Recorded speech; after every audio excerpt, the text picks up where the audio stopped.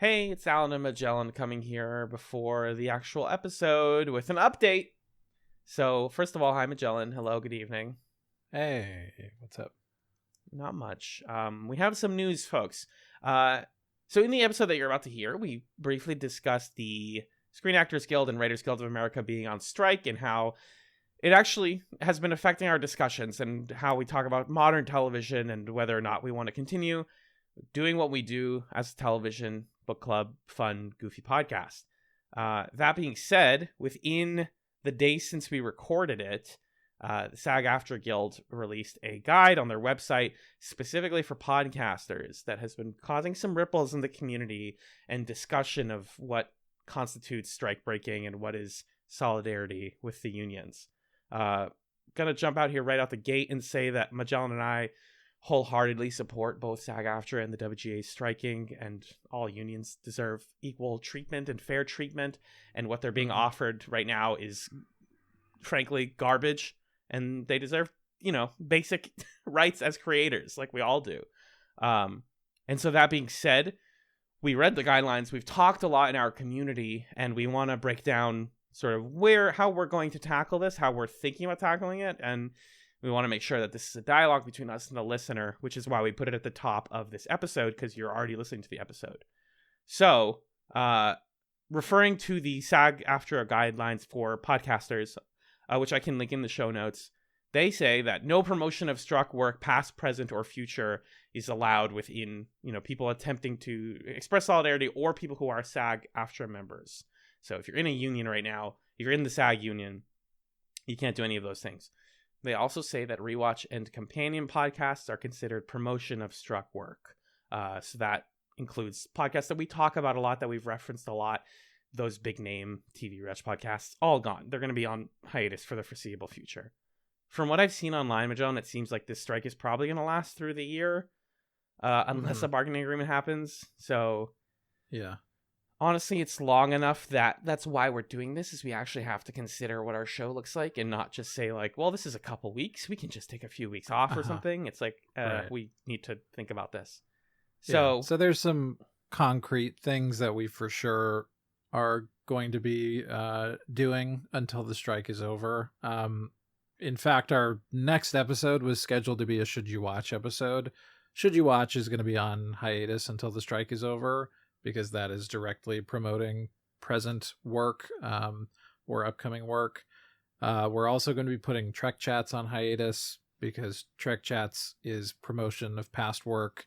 And one of the things that they mention in the guidelines is that streaming platforms are a part of this strike and also are, key revenue streams for some of these studios. And that's kind of, Star Trek, where it's at is on the site that it's on. I'm not gonna say where it is.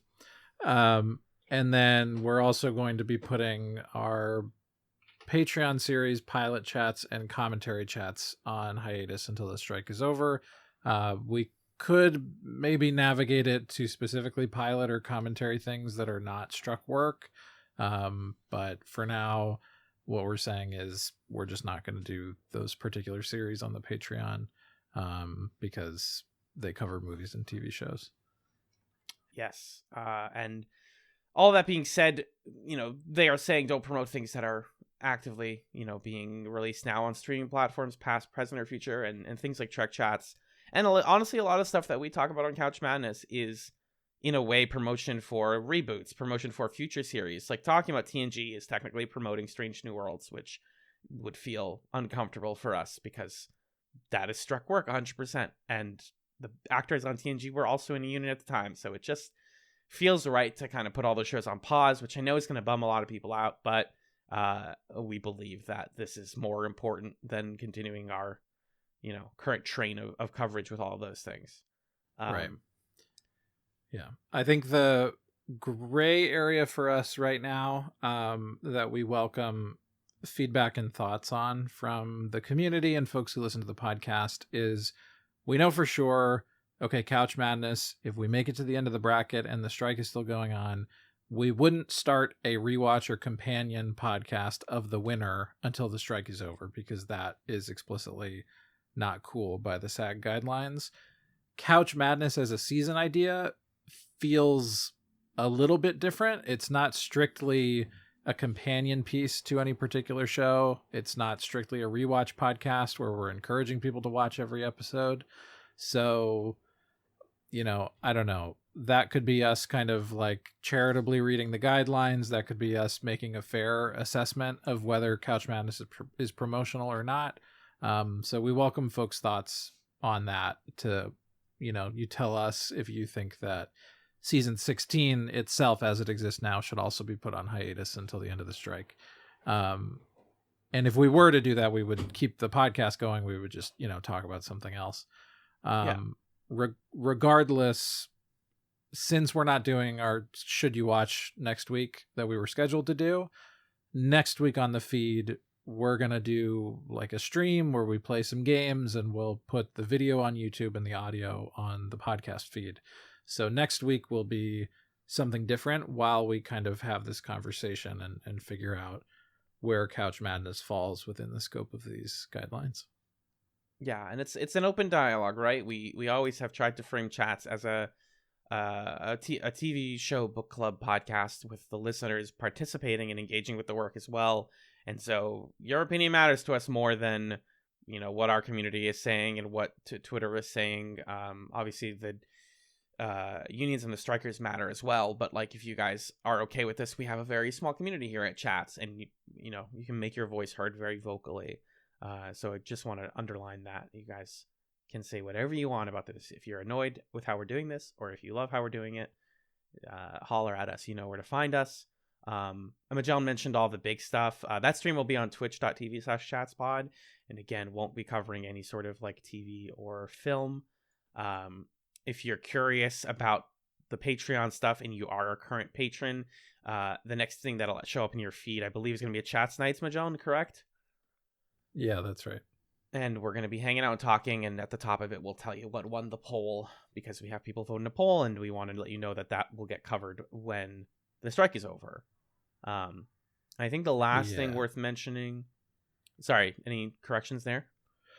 Well, I think one of the nights that you're going to hear before the end of the month will have that explanation. I don't know if it's the one that you'll immediately hear first, but it will be addressed in one of the bonus episodes on the feed this month. Oh, I forgot. Did we have one in the tank? Yeah, we do. Look at that. Okay. Well, there you go. That's worth noting.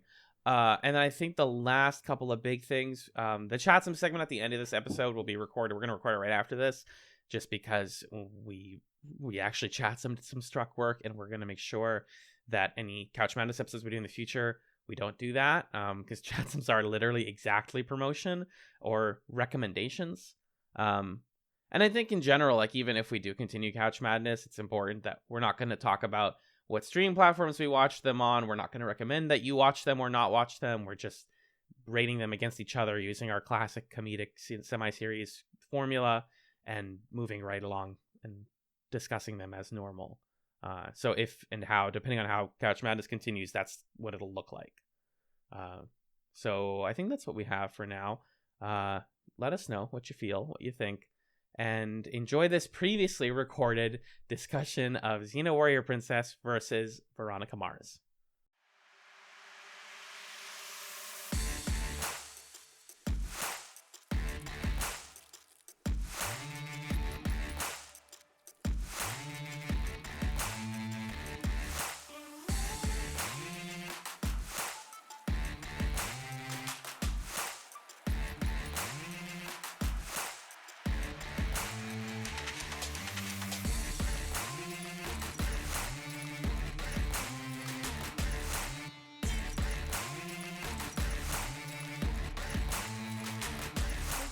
Hello and welcome to Chatz, a television podcast, season 16, Couch Madness. 16 shows enter. One emerges as the show we will watch for the remainder of our season. Who will win? Who will lose? And who will die? My name is Magellan, and I dreamed of being with them in love or against them in battle, but they'll only give me the satisfaction of hosting this podcast with me. It's Alan. Ooh! I'm being flirted with, listener. This is very fun for me. My sensibilities are being appealed to. Don't mind my big mohawk, by the way. Oh, I mind it in a good way. I'm joined as always by Draco. I'm joined as always by Draco from Xena Warrior Princess, here to discuss television. Right. Your friend of over a decade, Draco from Xena Warrior Princess. How am I doing though? Yeah. Golly, it's another week. You know, I had an okay weekend. I had a really interesting Friday that I want to tell you about after the recording. I went to disco night, and that was that's the story. Fun. And then Sunday I swam in a pool outside, so I have a bit of a sunburn, but I also refreshingly tired from swimming all day, which is good. Nice. What about you? How was your weekend? We didn't talk about this. It was good. I watched 3 movies that I'll talk about later at the end of the episode. I know. I didn't Barbenheimer. Oh, I did on Thursday. No. Yeah. How was your Barbenheimer experience? They're great. You were right. You should watch Oppenheimer first, but I'm fine with the way I watched it. I watched both. You watched Barbie first? Yeah, that was the order that our theater was showing it. We taled about this last time. They showed it back to back in the same. No, they weren't back to back. They were like 3 hours apart. Oh, okay. We had a break to eat dinner and decompress from Barbie and how much we cried. Awesome. Oh, that's awesome. It's a tearjerker. Yeah. Anyway, speaking of tearjerkers, about powerful female characters, maybe. I don't know if that's Barbie, but I think it is. Yeah. We watched 2 of those this week, and we're going to talk about them. We did, Michelle. What are they? On this week of Couch Madness, it is our 12th seed Xena Warrior Princess against our 5th seed Veronica Mars. We watched the first episodes of both, and we're going to decide which one continues in our bracket and which one doesn't. And it's going to be a tough choice, I think. We're going to talk about Xena first, because we like to talk about the lower seeded show first. Then we'll talk about Veronica Mars, then we'll take a break, and then we'll deliberate. So, if you're ready, we can start talking about Xena, yeah? Let's do it. Let's get into Xena, Warrior Princess.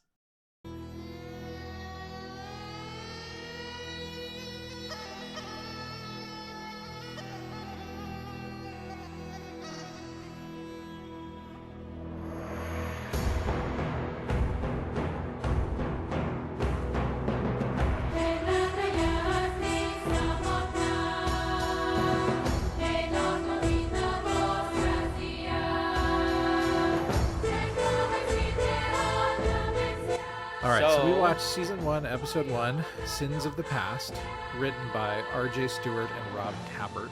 It was directed by Doug Leffler. Leffler, I got it right. I was sitting far away. And it aired on September 4th, 1995. Alan, what happened in Sins of the Past?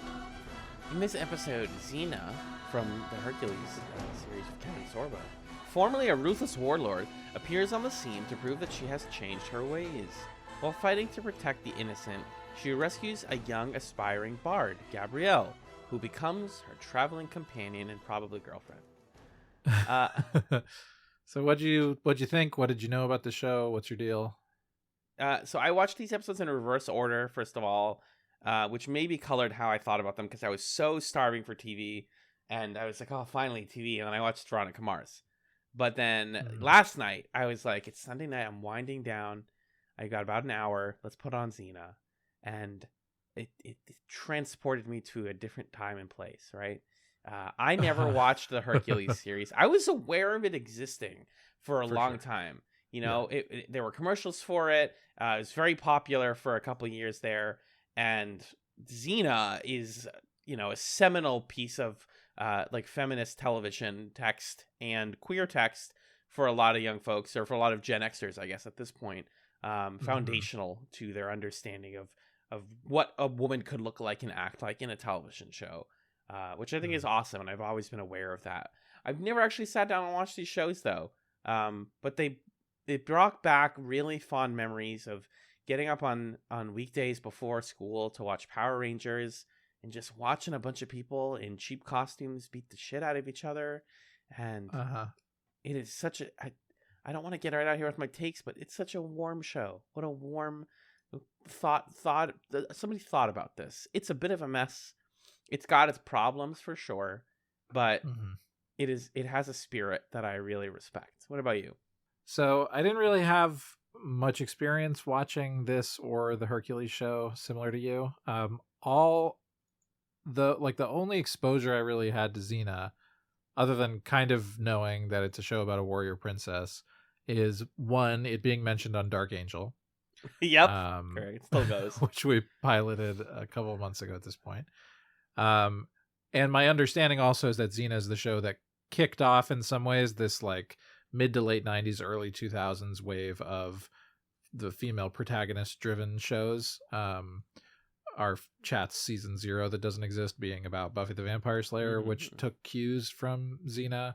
Veronica Mars, has a lineage, I think, that starts with Xena. So I understand its position in television there.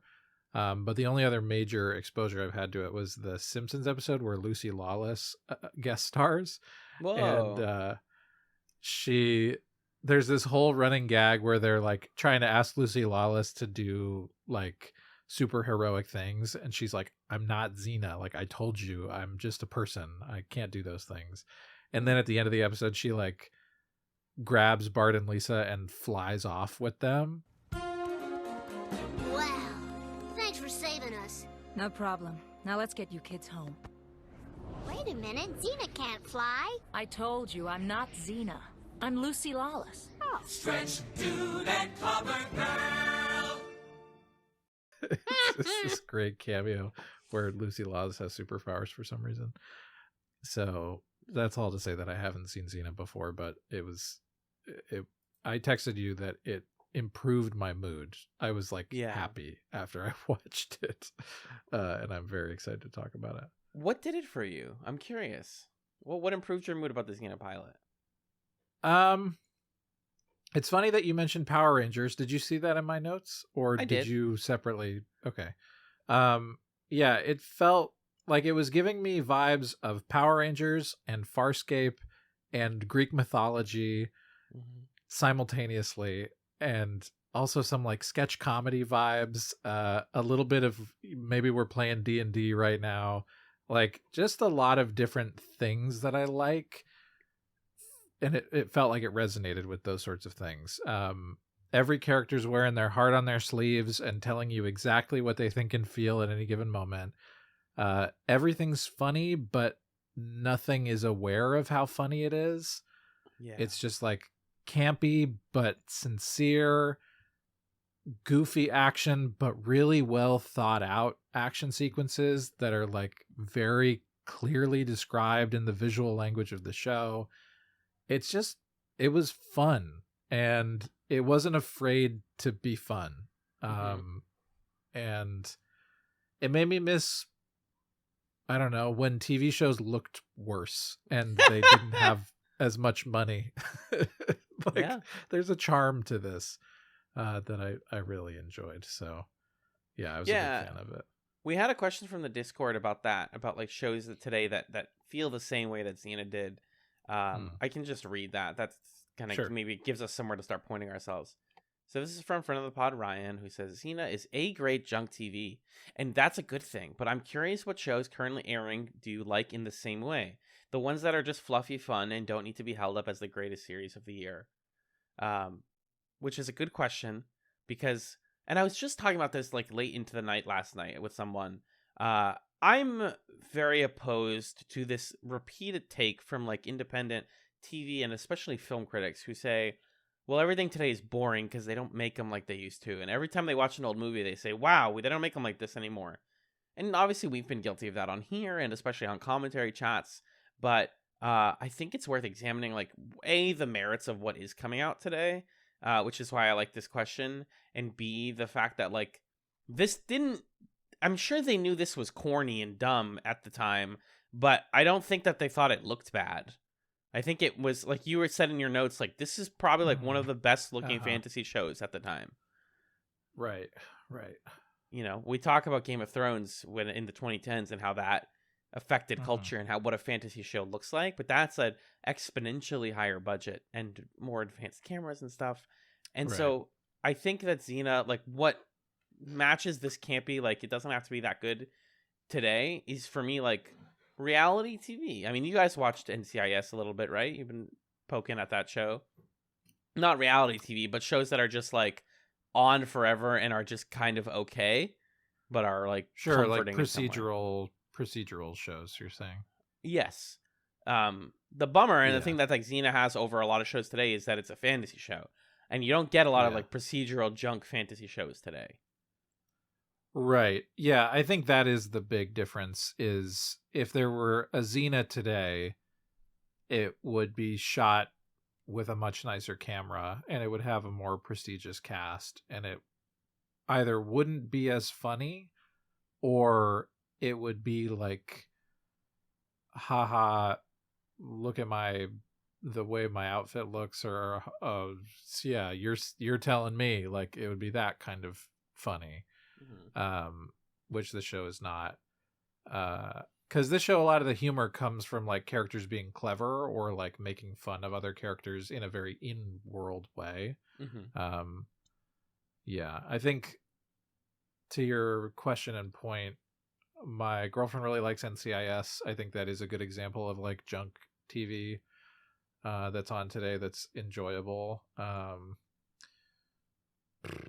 don't know. I think I don't watch a lot of currently airing television, so I don't have a good gauge of, like, if these sorts of shows are around or what would be the analog of Xena today. But if I'm looking for a show that scratches this itch, it's gonna be either some kind of procedural or, like, a sitcom or, you know, that sort of thing. But part of the fun of this is, like, going back and watching a standard definition, like, swords and costume show from the 1990s. Like, just kind of the aesthetic of it. So that's, like, a hard thing to have today, I think. I think there are shows that evoke the mood that we're talking about here. Like, but just so many series now, and this is just going to have to keep coming up on Chatz, but, like, we're in a WGA strike and a SAG strike right now. And so, like, sometimes it feels like we're accelerating towards this point in like TV production for a while, and now we've arrived at it. Because I look at the past year and a half of what I've been watching, and it's all stuff that is either adaptations or 8 to 10 episode one season shows that got canceled. That's, like, all I watch anymore, and that bums me out, because I do enjoy having shows that just, like, go for a while.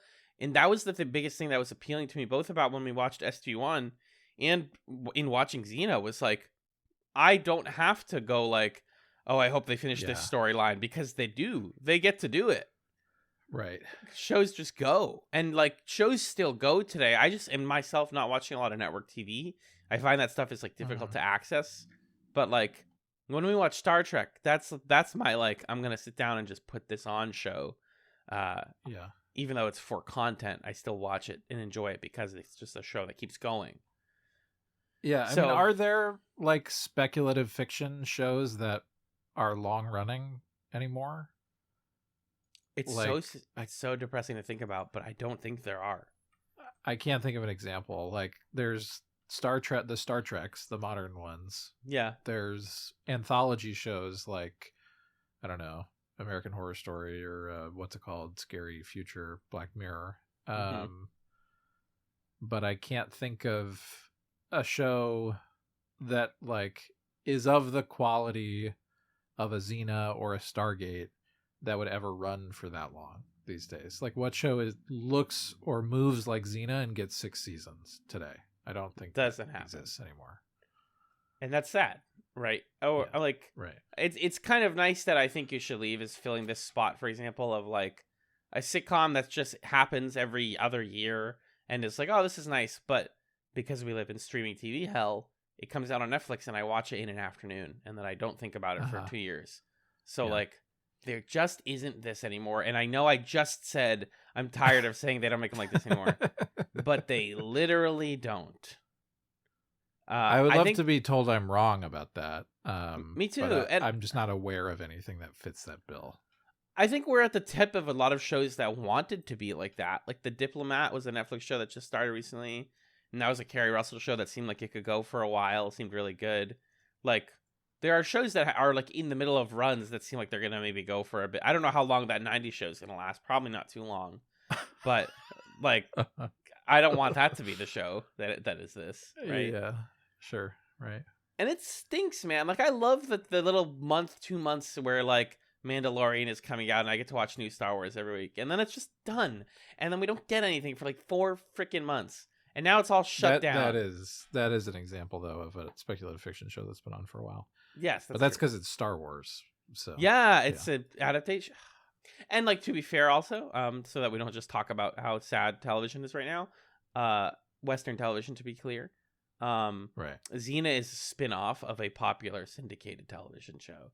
So it's not like True. They made this pristine, amazing, original thing. It's like the Kevin Sorbo Hercules was freaking huge. And I did a little bit of research, by the way.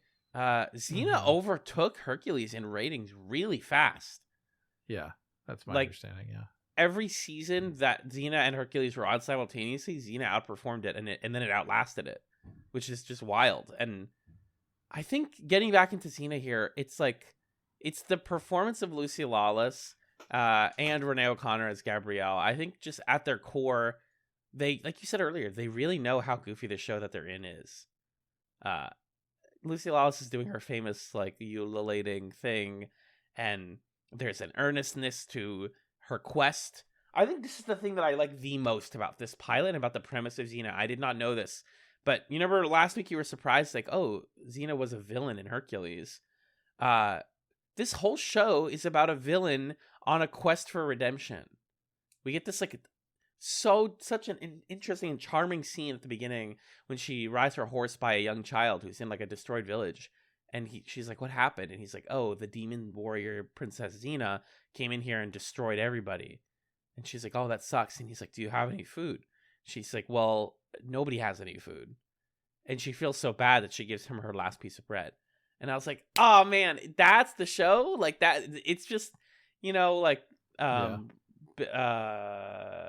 Ferrigno Hulk is like him going around the world trying to make up for being the Hulk. This is Xena going around like ancient Greece and the ancient world and being like, hey, I know I killed all of you guys and murdered so many of your family members, including some of my own, but I deserve to be redeemed, and I'm going to prove it. Yeah. That's a really cool, emotionally charged premise for a show. Yeah.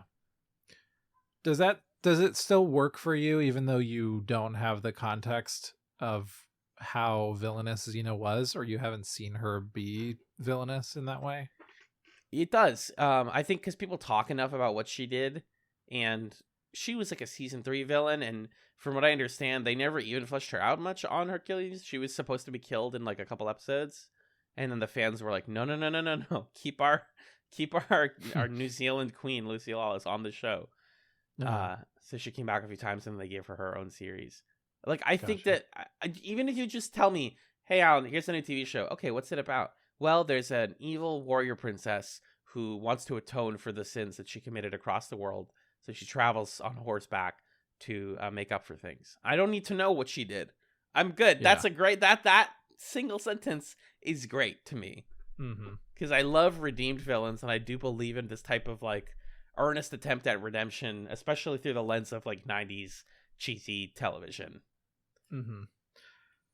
Yeah, it definitely makes for a protagonist at the core of the show who I'm more invested in than like your standard hero, in the way that, for example, I think Angel is a more interesting protagonist than Buffy is. Yes, that doesn't necessarily mean that Angel is a better show than Buffy the Vampire Slayer. But the premise of like, he's a vampire who's trying to be human, or at least not hurt people, and so now he's a PI who tries to help people out. Like, sure, that sounds great. I like that. And it gives you this almost infinite runway with a protagonist who's in this position where you can have individual arcs and episodes where they do good by people, but then you can always come up with somebody else who hates their guts, or bring back a flashback of something bad they did, and have the narrative that they're progressing, or they're atoning, or they're finding redemption, but it's not a linear path. There's always going to be setbacks or doubt or frustration. And there's also this position that the audience is in where you know why you're rooting for this character, and you get to always kind of be on their side even when they're not on their side. So it's compelling, and I like that about this show the same way I liked it about Angel. Yeah, like that moment when Xena goes back to her hometown and sees her mom, and her mother Cyrene is like, "Yeah, we don't trust you anymore." Her mom, like, the show does not pull punches with that kind of stuff. It just goes like, that's something that maybe in another show you would have pushed for a couple seasons, but they're like, no, like, even family matters to this woman, and it's important that she knows like what the stakes are when she goes in to then take out our favorite guy Draco, and it's just like, the villain is interesting. I don't think Draco has a great motivation for a villain in this, besides like, no, I want you and yeah. I deserve to have you. It's very, very simple, but great performance. I cannot pronounce his last. I think it's Jake Lagaia, I think. Okay. There are a lot of New Zealand actors. He's a New Zealander. I think he did some work. He's Captain Typho in Attack of the Clones. Let's go. That's nice. I knew that's the guy. Oh my god, that's the guy with the red hat, right? In in episode 1? Or is that somebody else? That's, you know, when they're going in the Naboo Palace. Okay, well, Captain Typho. So he's been around, but there's so many New Zealand people in the show, and I love the accents. And I did not realize. Oh, that is that guy. That is that guy. Fantastic. I didn't realize Lucy Lawless was also from New Zealand. That's kind of fun. Yeah. They gave her an American accent, though, but they didn't give any of the extras an American accents. They're all... That's the Farscape vibes of it. Yeah. I know Farscape, Australia, New Zealand are different places. I understand that. But that's the vibe of it, where it's just every extra has the same accent, and what are we going to do about it? We're just going to roll with it. It's fun. Yeah, so very, very charming. The sound effects... Can't say enough about these, like, whoopsh, whoopsh, whoopah! Oh my lord, it's freaking cartoonish. I laughed multiple times in the episode because it felt like they went on freesound.org to fill things in. There's so much ADR in this episode too. Oh my god, so much, yeah, so much, and that all adds to what I like about it, right? Yeah, like this show, it sounds like somebody's watching Looney Tunes, and then you turn your eyes to the screen and it's like, oh, this is a serious quest. Like this woman is on a journey to make this world a better place, and sometimes it's going to be like boing doing. It's fun. Yeah, it's a direct appeal to our sensibilities, like cartoonish humor with an emotional rock solid center. It's very, very Farscape, like you were saying, and the action's pretty good, I think. I really like that final duel between her and Draco. A very silly premise for a duel. Okay, you pick the weapon, I'll pick the context or the rules or whatever. He's like, yeah, these staffs. She says, okay, I want to stand up on that little bamboo ledge that is very unstable, and we're going to slip right off it. First person to fall off loses. And then not only do they like go like a, Tom and Jerry cartoon or something, and all the bamboo sticks fall, but then they have the rest of the fight on the shoulders of the crowd watching, and people in the crowd say like, Xena, walk on me, you can have my shoulders. It's so good. The ADR, oh my god, it's awesome. The ADR there, it's just like, as they're fighting, hiya, you just hear, Xena on my shoulders, Xena come over here. It's like, everyone sounds like an Oblivion NPC in the background of the show. So accurate. And funnily enough, I think Ted Raimi had some involvement with the production of the show. He's also in it. Sam Raimi's brother. He ends up becoming a main character later. And yeah, Sam Raimi's a producer on the show. Oh, okay, there you go. Yeah. So it's a Raimi production. Do you think the Xena pilot with the standing on the shoulders gave him the idea for the train scene in Spider-Man 2 where everybody pushes Spider-Man? The themes are there. I would watch a supercut of those two scenes. I mean, that's one of the best scenes in cinema. So like, yeah, he had to build up to it. You don't make your best thing first. He's a kid, just like my son. God, I want to watch Spider-Man 2 right now. I'll be right back. Yeah, it's like sound-wise, like we talked in recent episodes about like how shows look, and like if we're gonna watch the show every week, how does it feel to look at it? It's the closest thing I have to describing game feel, but for TV. And I like looking at Xena. I like listening to it. I think it's got a great vibe. I think the costuming is very earnest. Like this part where Gabrielle tricks a giant into letting her through or whatever, or helping her. Good. And you can tell the giant is just a guy that they filmed a little closer. Yeah, Like, it's so obvious. That's the Cyclops. I adored that. It didn't look bad. It just obviously is that. it's just But all they done in the did it- camera. they It's a did it trick done in fine. camera. I mean, Yeah. maybe there was some like manipulation of the image, but it was also clearly Right, like right. just stand closer and you're gonna look way bigger. And she's like, "Hey, what's up?" I love it. The whole Cyclops stuff is so funny when Xena like beats him up or whatever, and she says you should find another line of work, and he goes, "Like what? I'm a Cyclops. What do you want me to do?" And you poked my eye out, so I can't do shit. Like, it's so Oh, funny. God. The part where she is trying to threaten the guy to get information, and she pokes him, like gently pokes him in the neck, and she's like, "I blocked off the flow of blood to your brain. You're gonna die in 10 seconds if you don't tell me where the bad guy is." And he's like, "Oh, he's over my there." God. And she taps him again. He goes, and she goes, "He'll be able to move in several minutes." Like, what the fuck? Oh man.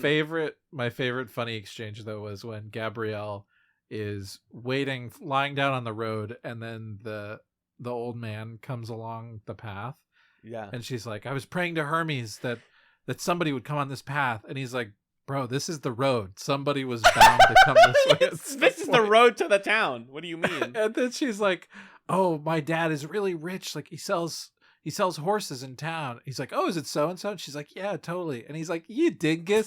They don't even have horses over there." And then she's like, "I can tell you a story about Oedipus." And he's like, "Oedipus? I knew Oedipus. Get in the back and I'll tell you about him." See, this is so fucking funny. I loved it so much. Oh my God. She's like, I'm just good company. I'm a cute girl. Can you just put me in the back of the thing and go? He's like, "I'm fucking fine, dude." It's so good. I love the character of Gabrielle in this show. She's such a great foil to Xena as somebody who like has the same kind of desire for adventure, but doesn't have this. She doesn't have sins in her past, right? The Mhm. way that Xena does. Mm-hmm. She almost Everything's wants to. new to She's her. like, "I want to have like fun, Right. fucked up adventures." Right. And it's just such a fun dynamic to have basically the, in D&D terms, the fighter or the barbarian or whatever class Xena would be, and the bard as the kind of 1-2 combo going on adventures together. So I loved their dynamic and the way that they contrasted with each other. The two of them, it reminded me of like watching like Avatar. Like, Mhm. I guess that it's the which one is the reference, which one is the original, but just like there's a little bit of magic, there's a creature every week, there's a problem to solve, and we keep traveling.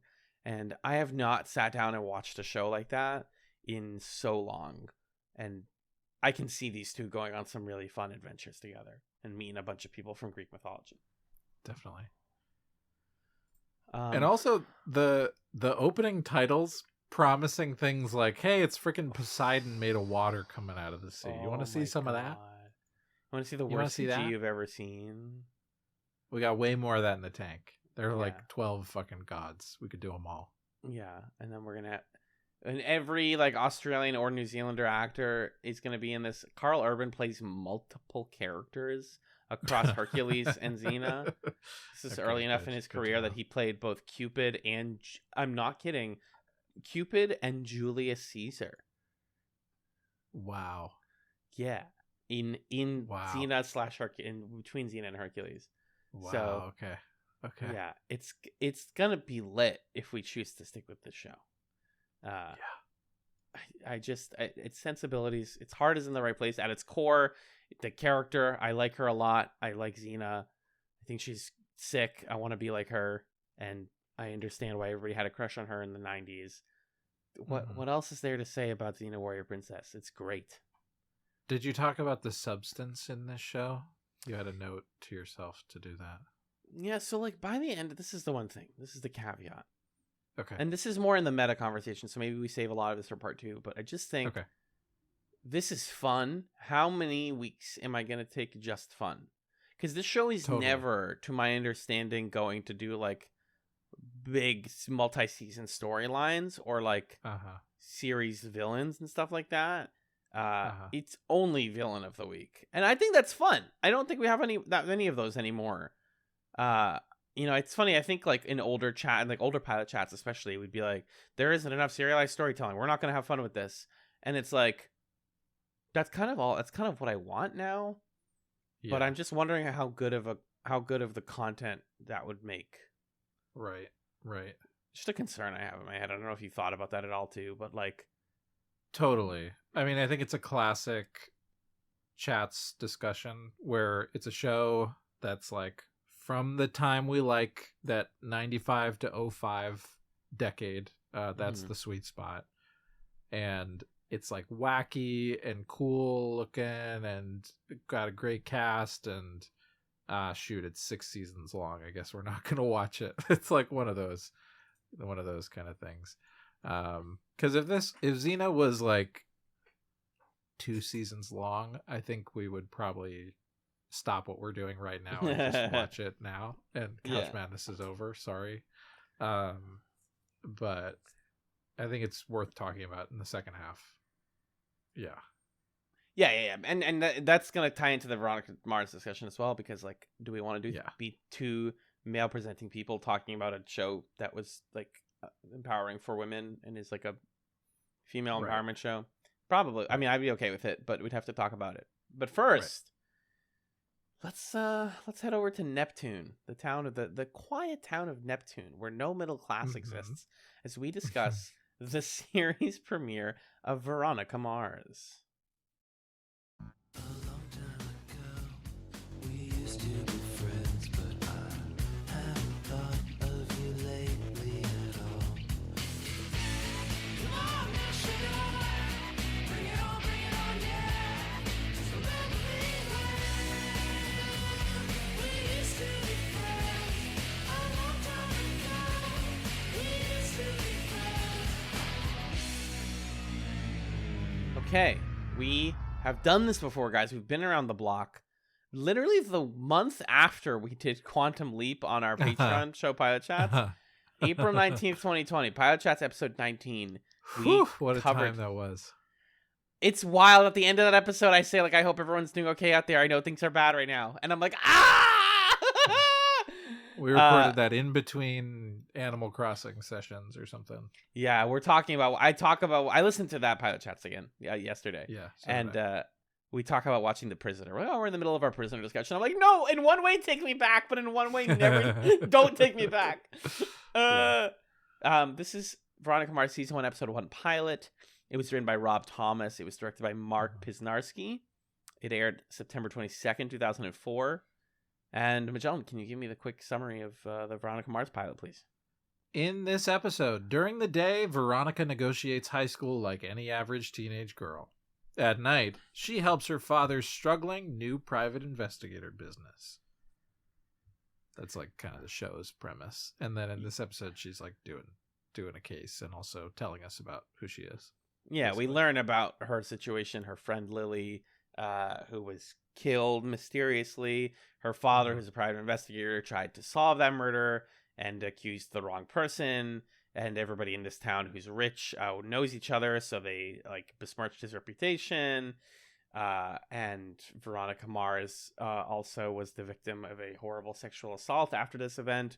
And as a result, she has become very jaded about everybody in Neptune and is, an outsider looking into the place that she used to call home. So super charged, super interesting.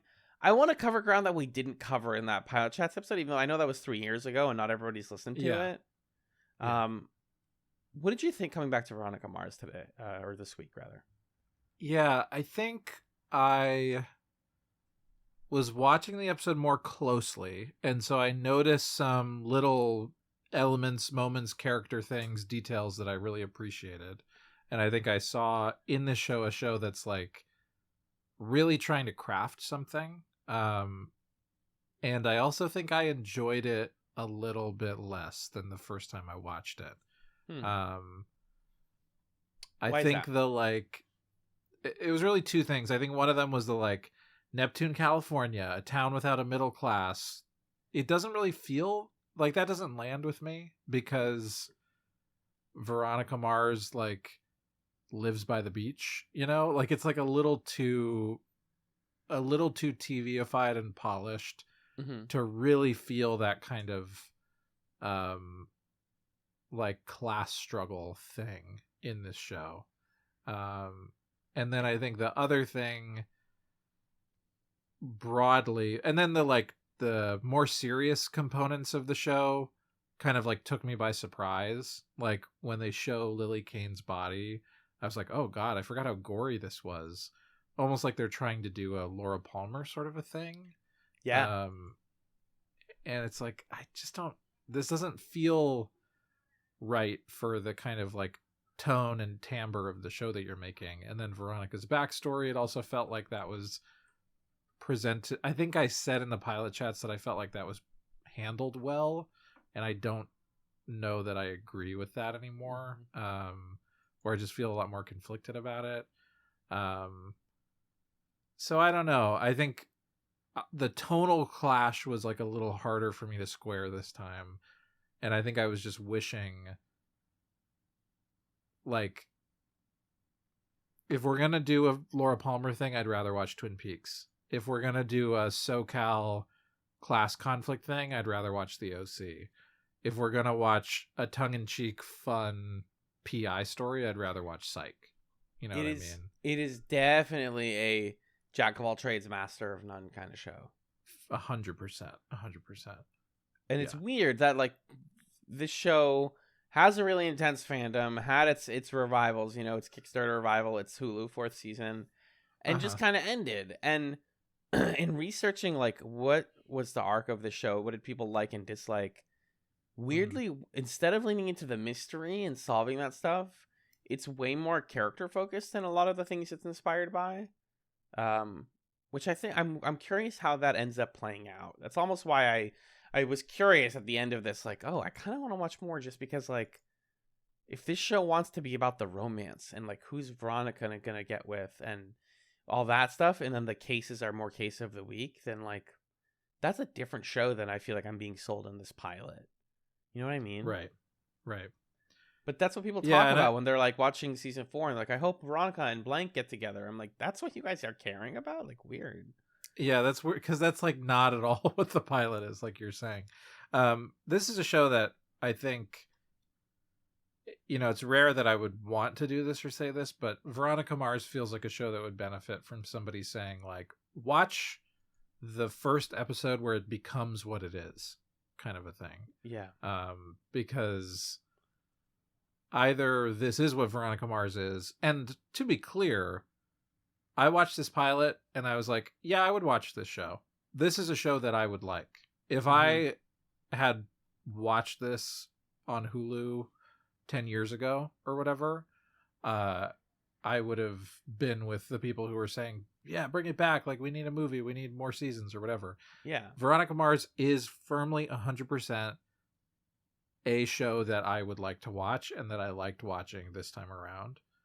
But I think, yeah, like we're saying, I noticed the like inconsistencies in the tone, or just I'm not sure if you're going to follow through on this thing that you're describing, or like this doesn't really feel like how people think about and talk about Veronica Mars, because the branding is always very kind of like I'm smirking and I got all my pals here, which is not exactly what the pilot is doing. So yeah. It's very noir. Like the noir stuff is great. If you just did that and it leaned fully into that, like I want to watch this show too, and I would have been obsessed with this show when it was airing.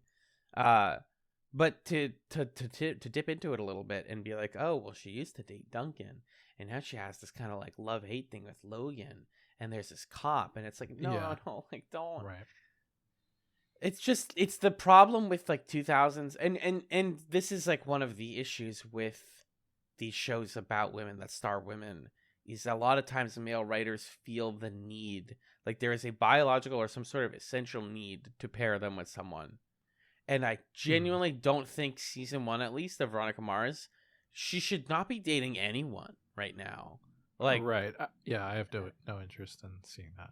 I don't have interest. I don't think realistically this character who's gone through what she's gone through would want to date right now. Like, this is the girl who sicks her dog Backup, hilarious name by the way, don't forget to bring Backup, still funny, on some guys, and then tases one of them in the throat. Like, that's Veronica Mars.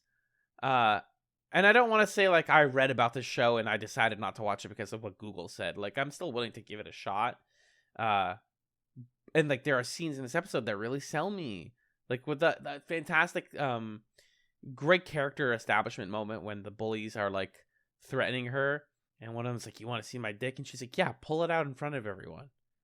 That was a pretty good moment. Yeah. So I saw like a TikTok recently of it was from the perspective of a 7-Eleven employee, and he like saw this like big tough guy like walk by, and he's like, "Have a good day, sweetie." And the guy's like, "What the fuck, sweetie?" And then at first the guy was very angry, like, "What do you mean? Who are you calling sweet?" He's like, "I just think you're sweet. I just think you're a nice person." Like, and then he just like was so disarming that the guy ended up laughing at the end of it. Like, it looked like he was gonna square up and ended up laughing. And like that's kind of how Veronica Mars treats men. It's like, I know exactly what you want, and you're not getting it. Fuck you, actually. Yeah. And I'm gonna laugh about it all the way home. But it's just, it really is. You talk about the tone stuff. It really is biting off maybe more than it can chew. What with her sidekick being strung up on a flagpole, which we didn't talk about this the first time, but how, well, maybe I just mentioned it, but like that's a really strong, like racially charged image. That's like intense, and they don't care. They're just like, that was weird. Yeah. Are you kidding me? They like right on his stomach and take his clothes. Yeah. And there's this like, there's definitely a kind of simmering racial component that is not properly addressed in other parts of the pilot too. Mm-hmm. So yeah, it's just, that definitely threw me off as well. And like these characters who acknowledge their racial background, but in ways that feel almost cartoonish. And that's in the same show that centers on a sexual assault plot and multiple murder mysteries. It's like, what? Mm-hmm. Are you a cartoon show or are you a self-aware drama? It seems like you're trying to be exactly both. Because like you said too, you can't just say there's no middle class in this town and not like talk about what that means. Other than like, what that means is the rich people control everything and the police are useless. It's like, dog, that's just what we have. What do you mean? Like, what do you mean the rich people? It's no longer as bold, and I guess it's like really 3 years really made a difference on our politics, but like the show is not as tough as it thinks it is. It's not as edgy as it thinks it is. Yeah, right. That's ultimately where I'm like, do I want to watch 4 seasons of this? Because like, your writing is good, your quips are good, your characters are fun, you're setting up some fun mysteries. I still love the relationship between Veronica and her father so much. It's incredibly well rendered. Me too. But it's a land of contrasts, man. It really is. Yeah, and I think the character work really stood out to me as a shining, like a strong point of the episode. Every character in this, I think, is very well realized. We get a great sense of who Veronica is off rip, like immediately. Mm-hmm. Partly because she's narrating to us, but the fact that they right away put her in this really cool looking shot in the English classroom where it's this kind of weird wide angle thing looking down on her, and the teacher calls on her to quote a thing and interpret it, and she gives this really cynical interpretation, and then the teacher's kind of like, well, haha. And then the teacher trails off as she's explaining her optimistic interpretation of the quote. It's just like this great, tightly packed little moment of, this is who Veronica Mars is. And it gives us 100 of those. We have such a clear sense of this character of her friend, of all her various adversaries, of the guy in the pottery shop who makes the bong for her, who I didn't even take note of the first time around. He's fun. The like shitty, terrible sheriff guy who thinks he's funny because he says the same joke to everybody when they're having a bad time about how they need to see the wizard about a backbone or whatever. The character work is top tier in this, and I think that's the thing that has endured, and that I even appreciate more on a second viewing as opposed to some of the other stuff. Yeah, exactly. There are little character moments, and there are going to be so many more of those. I read the summary of episode 2 in the pilot chats, and I forgot that Paris Hilton is literally in the second episode of the show. Oh, right. The 2000s, baby. They're here. Yeah. I also compared it to Weeds, which I think is a fun... I mean, you still haven't watched Weeds, right? No, but I understand the comparison you're making. Yeah, it's just full of people. It's full of like little stories and little people that comprise a greater town. And Weeds was able to do this for much, much, much longer than Veronica Mars was. But there's something unique about Veronica Mars in that realm of like teen noir mystery drama.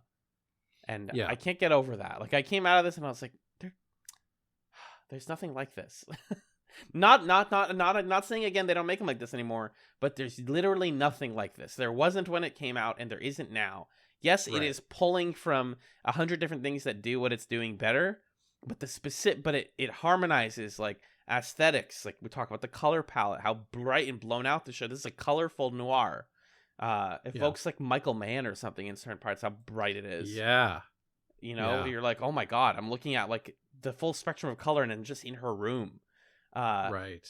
It is being serious. It's trying, not always succeeding, but trying to take its ideas seriously, and it's gonna get messy. And like we'll talk about this in part 2, but like I think this is a good chat show. Yes, this is a show that I think like nobody would be surprised if we covered Veronica Mars. Like it feels exactly right. It's doing good things well. It's really reaching. Sometimes it's getting there, sometimes it's not, like you're saying. It's got that cult following. It came out in 2000.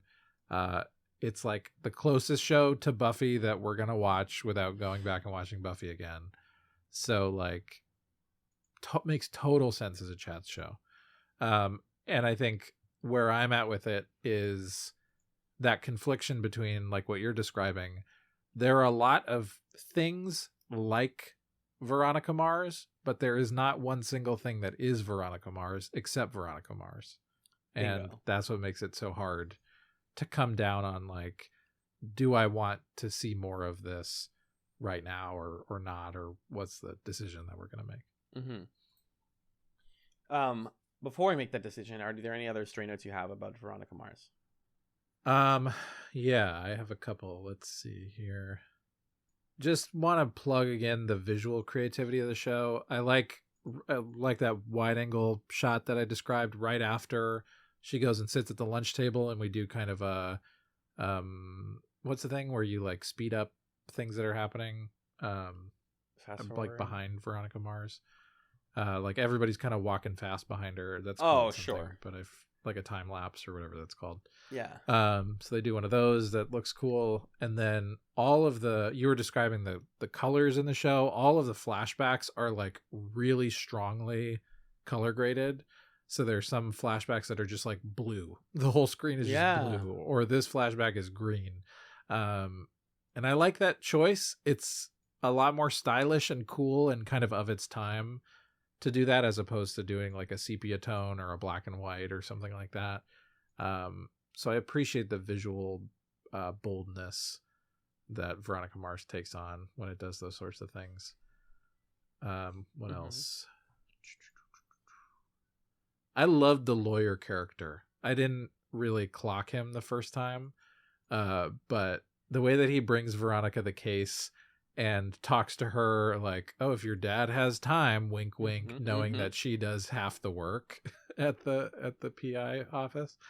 And he just has such a fun voice. His voice is so like it's almost like what's his face from SNL, that guy Phil Hartman or Chris Parnell. Yeah, exactly. So that's Darren Norris. Darren Norris is actually a voice actor. That shouldn't surprise you. That's why you like his voice so much. He did a lot of Nickelodeon stuff. He's the dad on Fairly Odd Parents.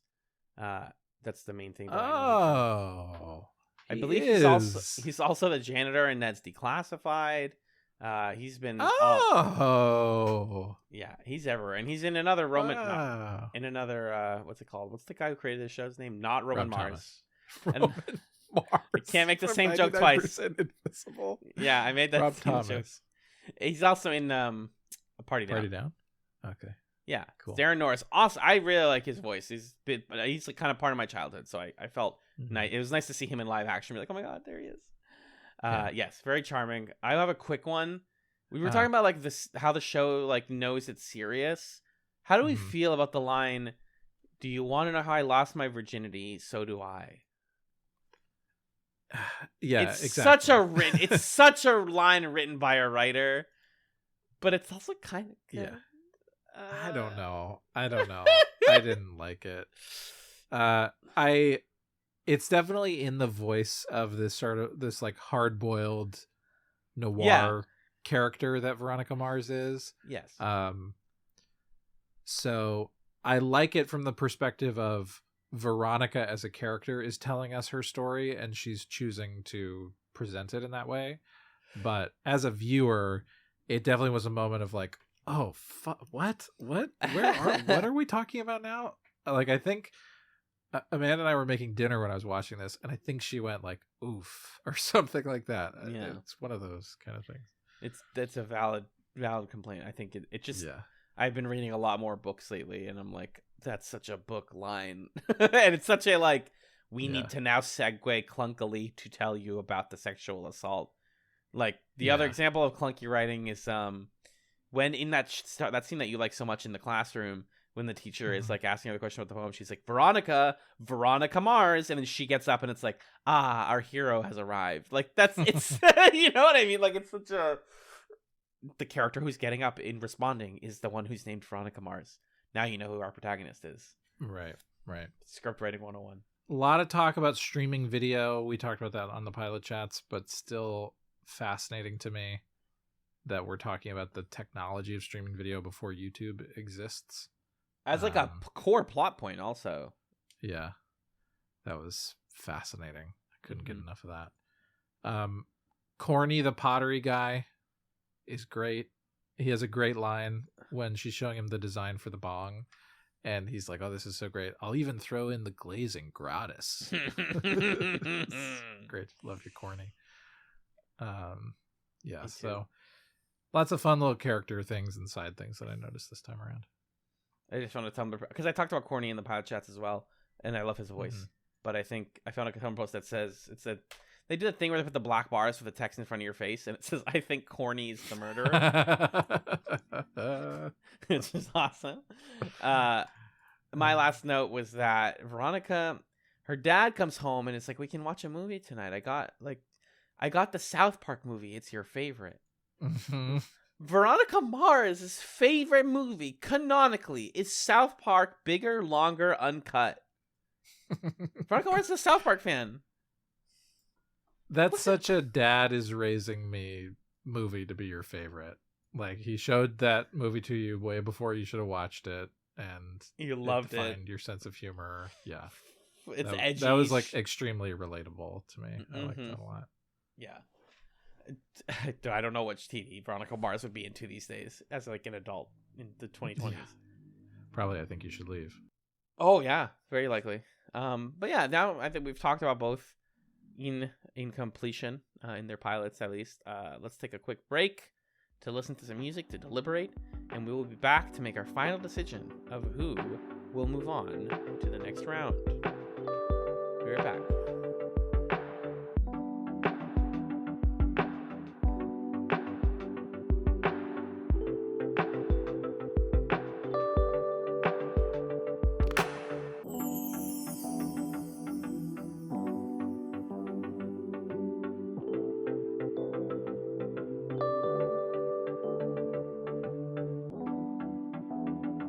Hello and welcome back to Couch Madness. I'm still Alan, and somehow, that is still Magellan. Hey. Who saw it, Aid? We just talked for like 15 minutes about YouTube stuff and life stuff, and now I'm kind of sick of talking to you, actually. Yeah, I'm kind of done. Let's make this quick. All right. Good night. Night. We should No, probably we got a tough combo ahead of us, I think. Yeah, this might get spicy. We might employ a little bit of the Couch Madness wild card. We were listening back to the Heroes Misfits episode. I got a great, by the way, and if you're listening to this, friend of the podcast, hi. I got a great Instagram DM from a friend who was like, I loved the Heroes Misfits discussion, and specifically the moment when I knew you guys were going to both pick Misfits, and then you didn't. And I was like, hell yeah, buddy. Let's fucking go. Oh my god. He also said he loved the bracket premise, and because he hasn't heard of most of these shows. Yeah. I loved when Magellan said I would literally change my vote for you, and now you're changing your vote. What the fuck? This is crazy. Like, all that stuff. Yeah, I mean, that choice was tough for a different reason, because there were two wolves inside of us, and, you know, one of them was going to win. But this time, out of all 4 matchups, to me, this is the toughest, because I want to see a second episode from both of these shows. Yeah.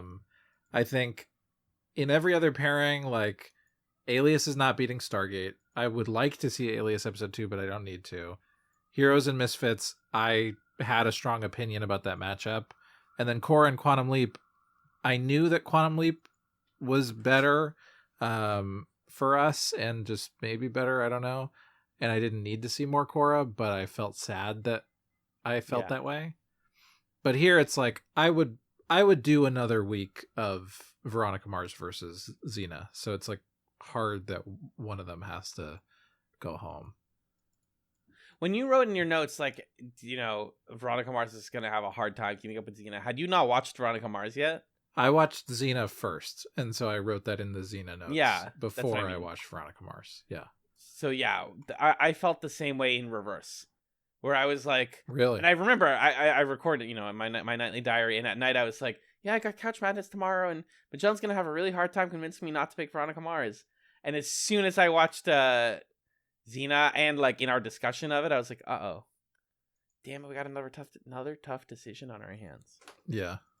So this is going to be hard, but we're going to make a decision. We have to. Yeah. And we have a system for that, Magellan. As you know, we do this on every Couch Madness episode. If you're not listening to all of them, then what are you doing? Just kidding. You do whatever you want. Live your life. Live your truth. We start with the gut check. I kind of want to ask you a question about the gut check before we make our gut check. Sure. Is the gut check being made right now? As in, is the thermometer being put into your blood right now? Or is it, sorry, into your gut, to be clear. Or is it being put into your gut before we started talking? Very interesting question. My answer is the same both ways. But okay, but first, for rules' sake, for the spirit of this, what? Yeah, I think I was interpreting it as gut check at this moment in time right now. Okay, that makes the first segment matter more, which is good. But we could just do both and say gut check before we started talking, gut check now, and just do both. Sure. I can't think of an example so far where I've felt differently after our conversation than I did coming into our conversation. Mm-hmm. Except maybe feeling more conflicted. Right. Yeah. What's your gut check pick right now? This is tough. It's Xena is my gut check right now. But it feels precarious. Like I could probably be convinced to go with Veronica Mars. Oh, I wanted you to feel so much stronger. I was like ready for you to pull me towards Xena. This is it again. I am happy to make the case for Xena, but I think there are like bigger implications of what picking a show means that we need to get into with these two. Okay. Correct. Yeah. What's your gut check? My gut check before we started talking was Veronica Mars. Uh-huh. My gut check after that whole heartfelt discussion of Xena is Xena Warrior Princess. Yeah. So that's where we're at. We're both shaky though. Right. So my gut is stirring. It's full of bile. I got jaundice. Well, so do we want to have a Chatzability discussion before we get into the little kind of the score sheet of random things? Yeah, let's do it. Because it feels like that is probably the thing that's making us feel shaky is the Chatzability discussion, I would imagine. I don't think it's, you say it's really long, and I agree, it's long. Yeah. It's not unbelievably long. It's 134 episodes. It would be like, how long was B5? I feel like it would be the longest or second longest show It'd be that we've done. 67 episodes. B5 was It'd be 67? No. B5 is Oh. 110 episodes of television. Plus Crusade and all the movies we did and stuff like that. God. So And I just remember comments. Sorry. Yeah, go ahead. Go ahead. I just remember getting comments at the end being like, I'm surprised you guys are still covering Babylon 5. So, like. Oh, it's really? gonna- Because we Yeah. were doing it for so long. Yeah. Yeah. And I think we have a few shows in this bracket that would be the longest show we've ever covered or among them. So we're in it to like pick a big one potentially, which is why we're going through this deliberative process.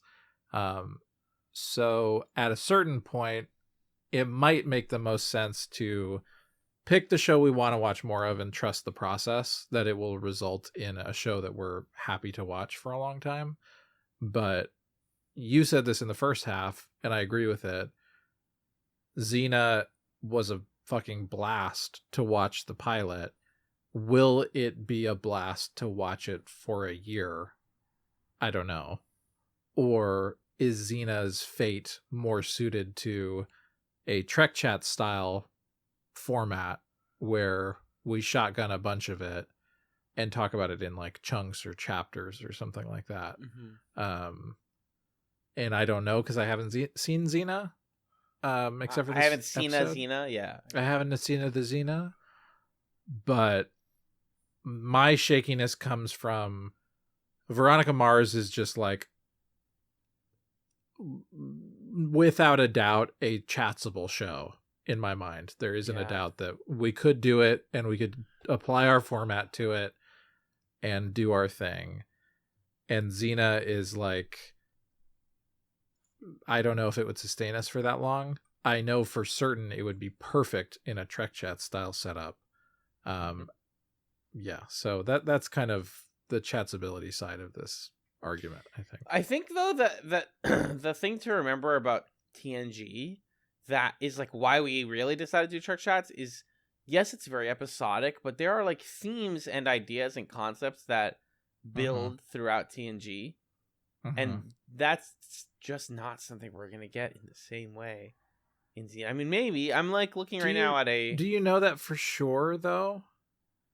I'm looking at sci-fi's CT.com's best episodes of Xena Warrior Princess to get a vibe check. There's a whole Are they episode spread out? That's the thing I always want to know is like, are they spread out throughout the series? 108, 122, 213, 214, 215, 311, 312, 421, 514, 618.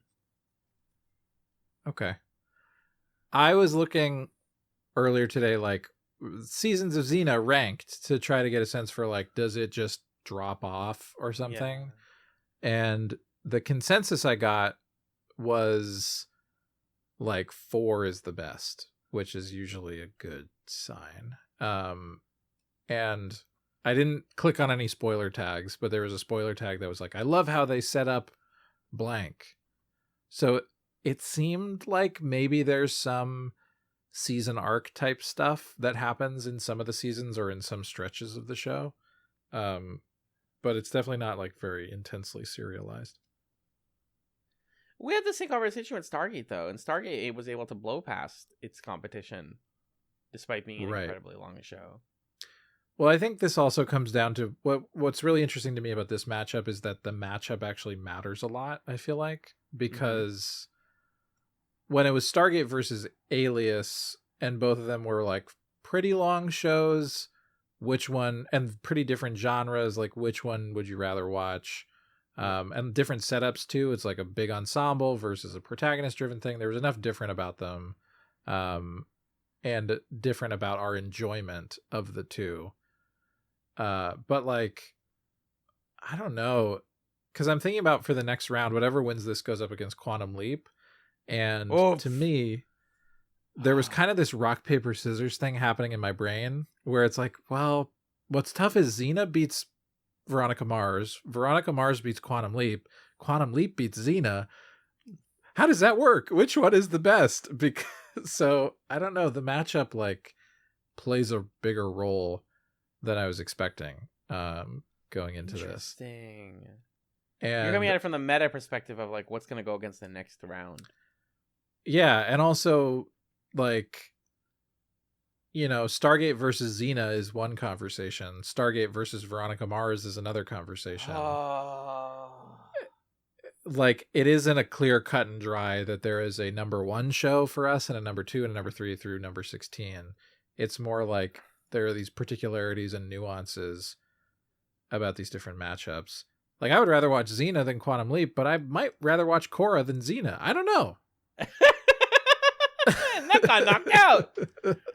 Right. So I think this comes down to the thing we've been trying to figure out and discuss, which is, are we deciding which one we want to see episode 2 of, or which one we want to cover on our show? What's the decision that we're making right now? We have talked about it as episode 2 up until now. I think it needs to start being like, we're getting towards the end of round 1. We need to start talking about like what's gonna make it and play the metagame a little bit. Because when you play the metagame, I don't think Veronica Mars stands a chance against Quantum Leap. I don't know about that.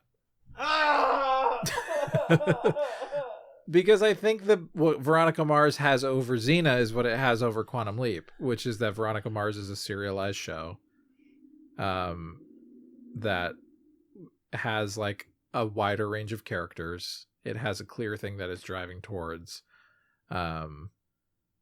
Maybe Quantum Leap has like the bigger cult following, or we're more interested in the premise. I don't know.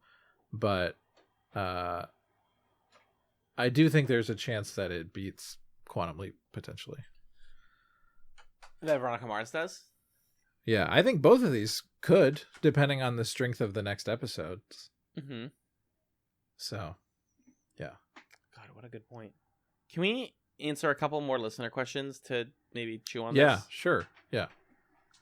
So we have a jokey question from friend of the pod, Nick.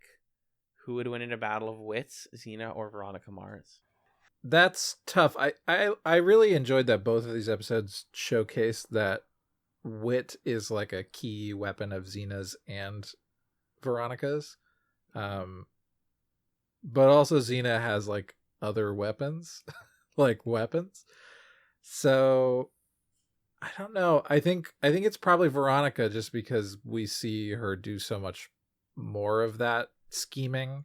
And she like charts out these grand plans several steps ahead that solve all of her problems simultaneously. She's able to spar and outpace all sorts of people all across her life, whereas Xena feels like more, she's got some clever quips and some in the moment crafty thinking, but it feels like Veronica Mars has that and more in that department. So I would go with Veronica. What do you think?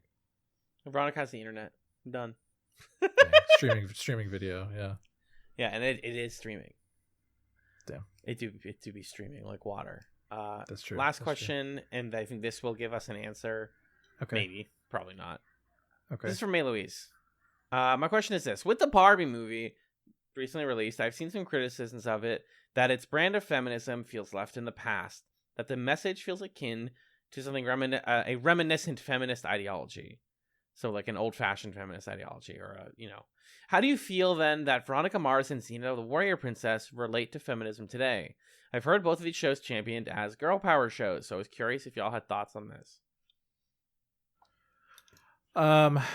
Yeah, I'll sort of speak with the perspective that I'm able to speak with here. I don't know that I could make a decisive ruling, or have like a super well-informed opinion, but to me, we talked about on our pilot chats what we liked about Veronica Mars in the context of these sort of like girl power shows of its ilk is it's not doing the thing where Veronica Mars can like kick everybody's ass, right?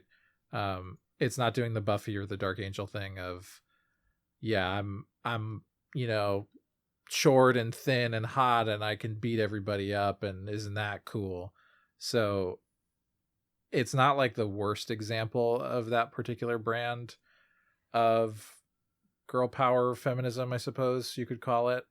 I think what's tough about Veronica Mars is what we discussed in the first half, that like in order to give her this kind of grizzled noir protagonist backstory, the path to doing that characterization was a sexual assault narrative, which feels like it's limited in what it can imagine Veronica Mars to be, but also you could argue like that's a powerful thing for that to be a story that's told in the context of this show. Maybe that does have like kind of transformative storytelling potential, that is Veronica Mars's background, so, or part of her story rather.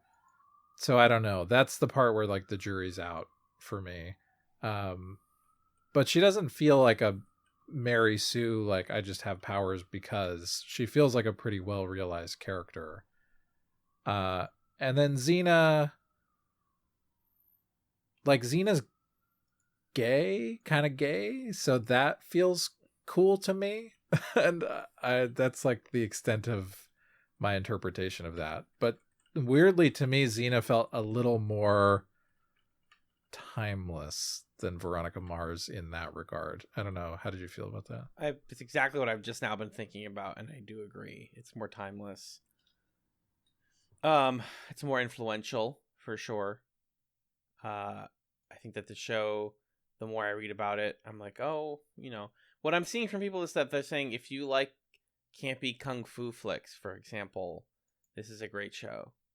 What this really, really comes down to for me, sorry, to actually answer May's questions, I'm like thinking more about like the show and the role of the show, but the role of like these two as feminist archetypes is like, Xena is a women can be strong too, and that's all it has to be, but there's more nuance to it. Women can seek redemption.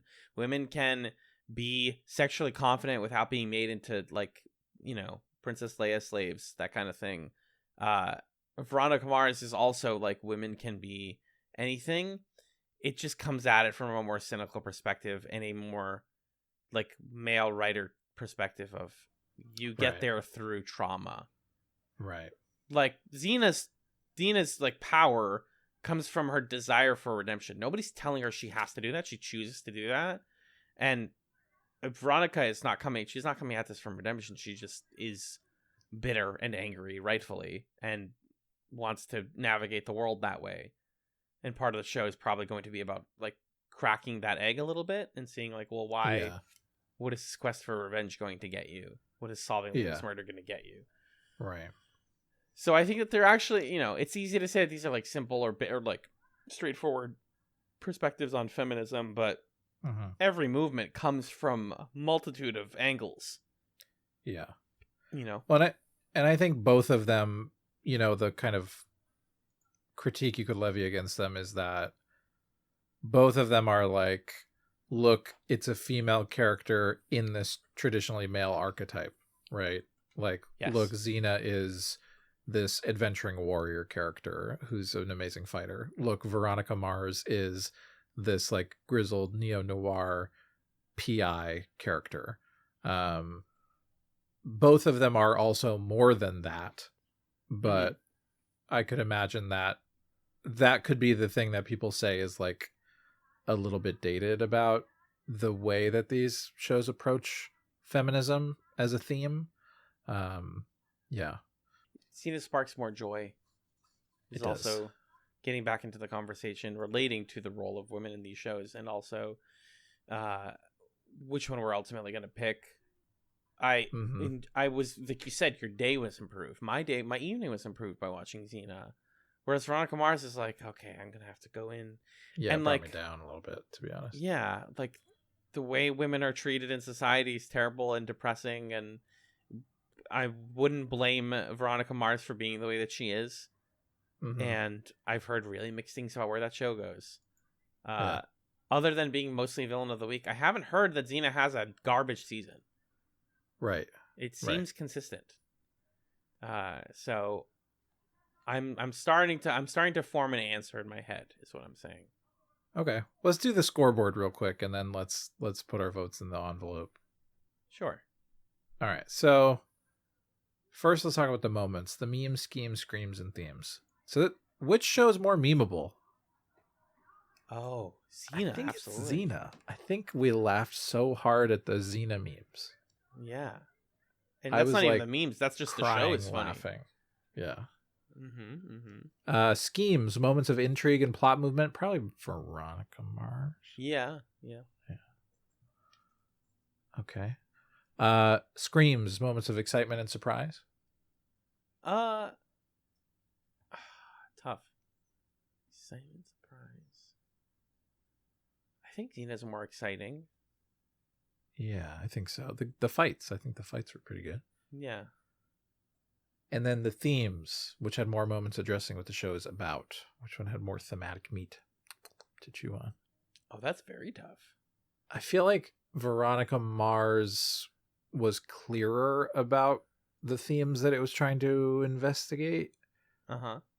But I was a little more skeptical of those themes. Whereas Xena, I was sort of like, there's a there. But the show isn't really like forwarding that necessarily. Although we talked about the like kind of villain redemptive protagonist thing and the role that family plays and that kind of stuff. So there's some thematic meat on the Xena pilot. I agree. Yeah, I think I give that to Xena then. Okay. Characters. Okay, the clunks, hunks, junks, and punks. So dorkier, the clunks, like fun dorks. Oh, Veronica Mars. Yeah, I don't think anyone's dorky. I think Gabrielle could be dorky, but isn't necessarily dorky. Yeah. The hunks, I think we got to go Xena on this one. She is a hunk. She's a female hunk. Yeah. The junks, like eccentric, fun side characters. That's Xena, 100%. Yeah. Veronica Mars makes a great showing and would win against a lot of shows, but not against Xena. Sorry. Yeah. It didn't have a Cyclops. And then the punks, the rebellious punks. Oh, that's Veronica Mars. I mean, she's the ultimate punk. Yeah. Wow, I think I have my choice. I feel clear. My heart is clear for once. I can't wait to submit our votes. You've seemed troubled for the last few minutes, I'll be honest. No, I'm like placid. Like I feel like I've hit a zen point or something. I know it. I don't think anything can change what I'm picking right now, you guys. Okay, I don't great. think anything we can say, but let's keep going. Let's finish out the scoreboard and then wow, and then I want to this is see. awesome. I want you to be here with me, but I want to be there. Honestly, I don't even care what I write. I'm just gonna go with whatever it is you end up writing. No, but we I gotta will. talk through it. I will make a choice. Yeah, we'll talk Okay. through it. Okay, the foundations of the show: the clues, crews, hues, and shoes. So more plot to explore and unravel over time. I think we've made it clear that that's Veronica Mars. Yeah. It feels like. Okay, the ensemble dynamics. This is an interesting one. Veronica Mars or Xena? Which crew did you want to follow more? So both of these shows are going to grow their ensemble, right? Yeah. That blonde guy from Party Down becomes the main character on Veronica Mars. I love all of the characters on Veronica Mars so far. I think it has a bigger ensemble, which means more ensemble dynamics. So I do think that goes to Veronica Mars. Yeah. That being said, yeah. Oh, go ahead. That being said, Xena is gonna have like an ensemble of the week, basically. Like, here's this guy, here's this lady, here's this goddess, here's this. Yeah, well, and it's going to have that core Xena Gabrielle relationship throughout the show. But I think, like last week, we were kind of in the same place with Korra and Quantum Leap, where it's like Korra has the bigger ensemble, but Quantum Leap has the Sam Al dynamic. But I think Veronica Mars is just doing a better job than Korra did at setting up its ensemble. So I'm fine giving it to Veronica Mars. Fair enough. Okay, thematic range, the hues. I think that's Xena. Yeah. Xena can be about definitely. anything. Yeah. And then the shoes. Which one has more mileage from its base premise? Which one do we think is walking farther with what they've shown us? And also, like, that's the Xena. world. Which world do you want to kind of inhabit a little bit more? Yeah, I want to read a Xena wiki. I want to play a Xena video game. Yeah. All right, last bit. The adornments. The fits, hits, its, and widths. So, costumes? Definitely Lena? Xena. Yeah, they're actually really good. Yeah. Okay, the hits. The better use of music. I was curious how you felt about this. Absolutely, Veronica Mars. I talked about that in the pilot chats. It's got some incredible needle drops. Yeah, it does. Xena music is pretty good, but it's not Don't Fear the Reaper. It's true. The It's, which makes better use of its cast and its guest stars. So far, I think that's Veronica Mars. Yeah. And then lastly, the Wits, which makes better use of its script writing, quips, and That's whatnot. Veronica Mars. It is, but Xena doesn't do a bad job. For sure. Okay, so if we were to tabulate 3, 4, 5, 6, 7, 8, it's tied 8 and 8. Oh my god! All right, should we put our votes in the hole here? Yeah, dude. We should. I want to emphasize, listener, I'm so confident that what I'm picking is going to do well. I can explain it once we pick. Okay. I'm so excited. Okay, great. Tell me when you're ready. I'm ready. 3, 2, 1, go. Yes! Yeah, let's go. We finally voted together, listener. We both picked Xena. I sent Mahjong the Kill Them All gif. Oh, it finally made sense to me. Here's why. 2 things, Magellan. Tell me why. Number 1, we talk about, I wish there were more serialized plots.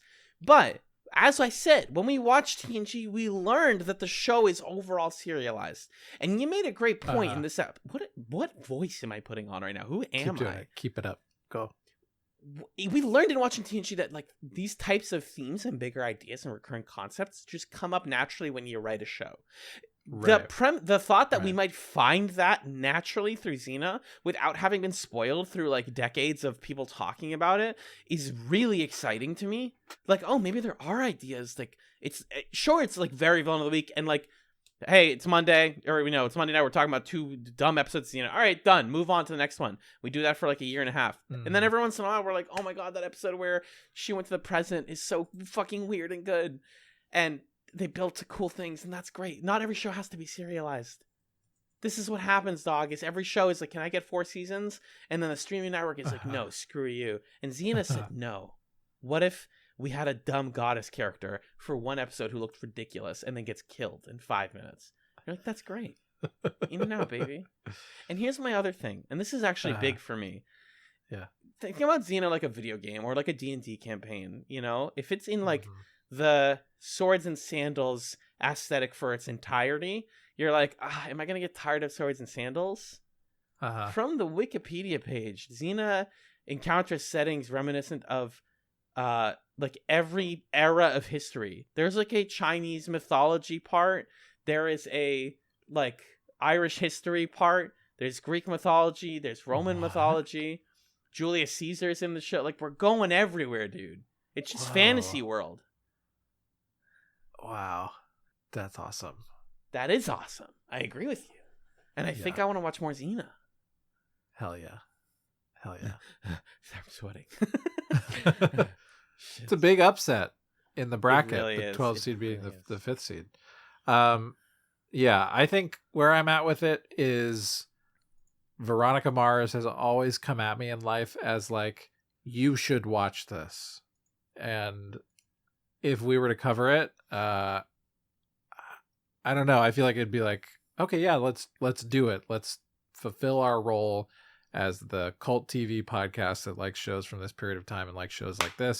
We can do whatever the fuck we want. We can do whatever the fuck we want. I kind of just want to watch more episodes of the show where the old guy was like, get in the back, I'll tell you about Oedipus. I know that guy. Watch out for the Cyclops, though. Me too. Like, yeah, fuck it. I want to see episode 2 of that, please. Do you want me to tell you? Oh, I was like, is Paris Hilton in this one? Wrong show. Can I tell you the IMDb summary of episode 2 of Xena? Yeah, please do. Oh! Xena defends a town against a band of thugs led by a father and son duo. Okay, we're cooking. We have to cook slowly. Okay, all right. But we are cooking. Yeah, very interesting indeed, dude. All right, okay. So, she did it, y'all. Congrats to Lucy Lawless and the team over at Xena Warrior Princess for winning this round of Couch Madness. Incredible upset to Roman Mars from 99% Invisible, the creator of Veronica Mars. Yeah. It's a bummer. I don't know. Kristen Bell's great. Rob Thomas is great. He is. Like, they made a good show, it seems like, that I'll probably watch one day. But, I don't know. We might be closing the book on its Chatz future. We might not be, but we might be. I don't know. This is the other thing I think about. I mean, just to make this easier for you to swallow. Yeah. 2 things. Number 1, we can get friends on for any episode of Xena that we want. If we want to have our friends on more episodes of the podcast, just watch Xena with us. I mean, it's going to be difficult, though, because it's not on a lot of streaming services, but we'll have to get there when we come to that problem. Yeah. The internet exists in perpetuity. We can't do that for Veronica Mars. It just won't work the same way. It's okay, you want to come on for season 2, episode 17. Veronica Mars, I don't know what that show is. The other thing is, one of our actual goals going into Couch Madness was we want a long show again. We've been doing a lot of short shows for like 2 years now.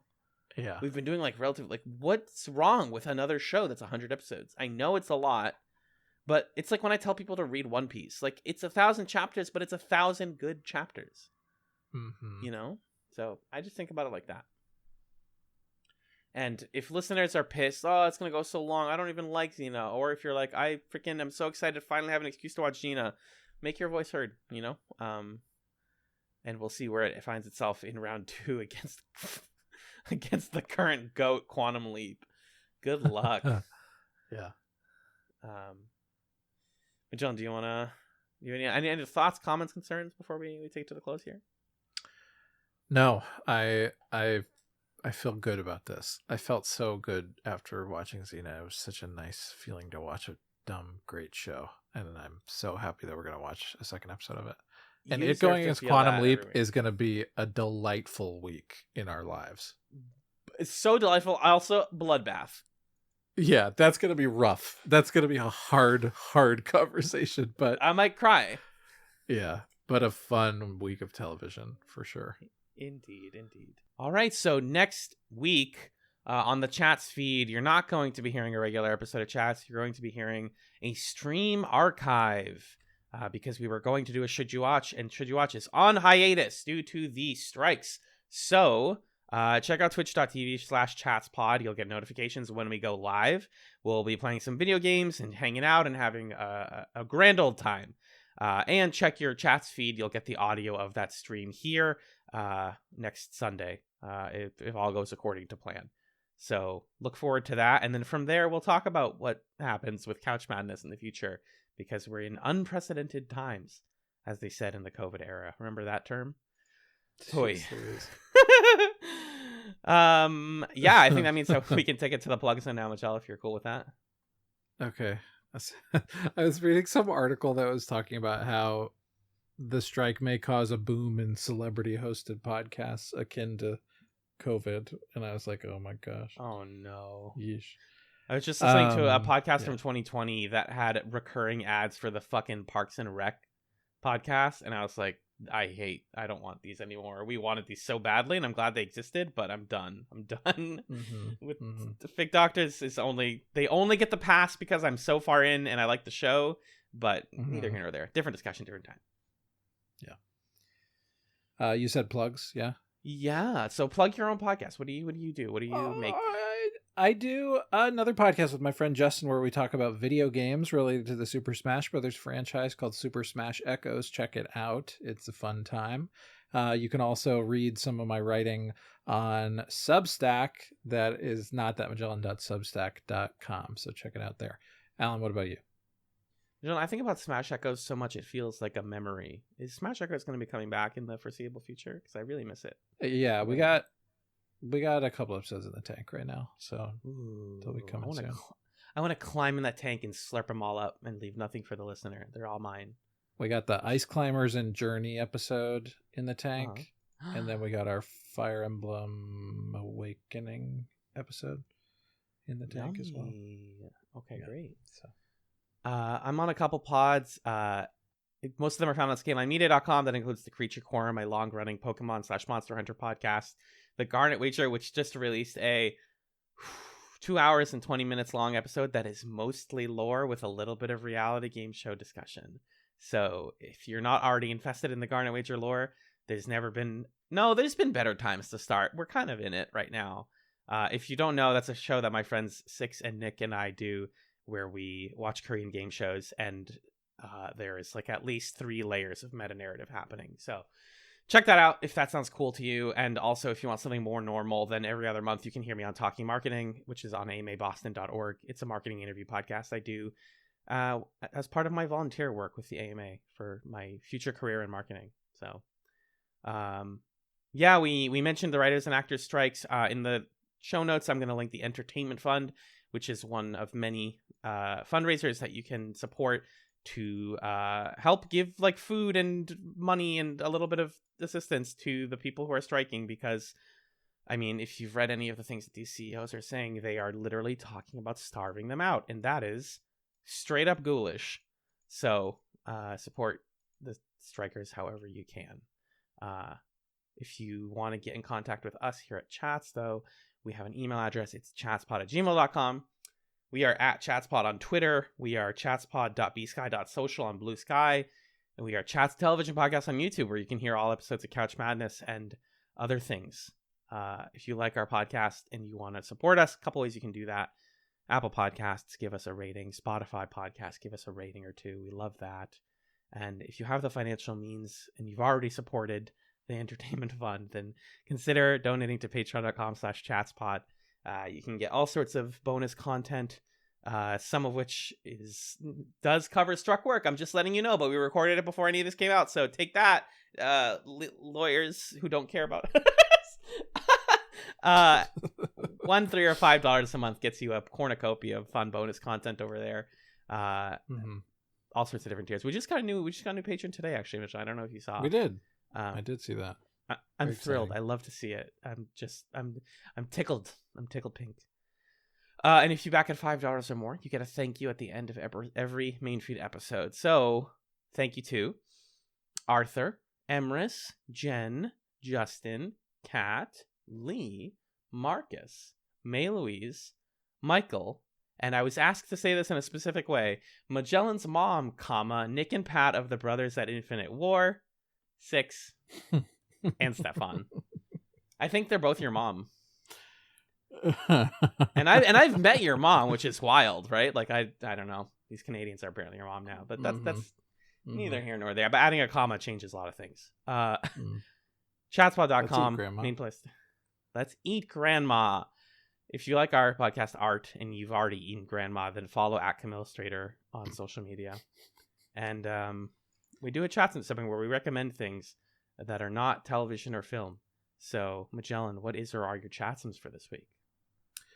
Well, I was thinking over the past couple days, gosh, we're going to re-record this Chatsum segment. I got to replace what I said the first time around with something that isn't TV or a movie. But it's just, what am I doing that's new? And then, wouldn't you know it? As if descended from the heavens this glorious piece of music just kind of appeared. Oh. What was this? The new Queef Jerky album? I'm talking, of course, about Travis Scott's Utopia. No, I'm not. I'm talking about the new Carly Rae Jepsen album. It's called The Loveliest Time, and it was the loveliest time listening to it. It's a companion piece to her last album, The Loneliest Time, composed of other songs that she recorded during those same sessions. And it's just good. I mean, it kind of takes a minute to really generate some steam. Give it like a few tracks, and then by the time you're in the back half, you are just dancing the night away. So I highly recommend it. The Loveliest Time. Yeah, I listened to it. I told you I listened to it on the way to a first date, and you were like, "That's the right place to listen to this."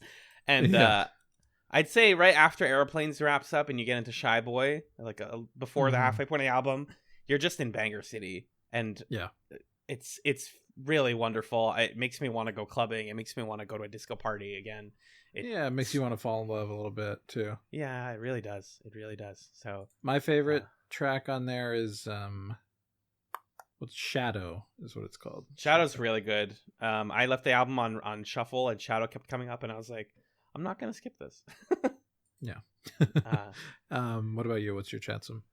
I have a simple chatsum. So I recently chatsum to beautiful stories from anonymous people, the podcast that has been my current fixation, because I spend a lot of time just like wanting voices in my head, and it's a great voices in your head podcast.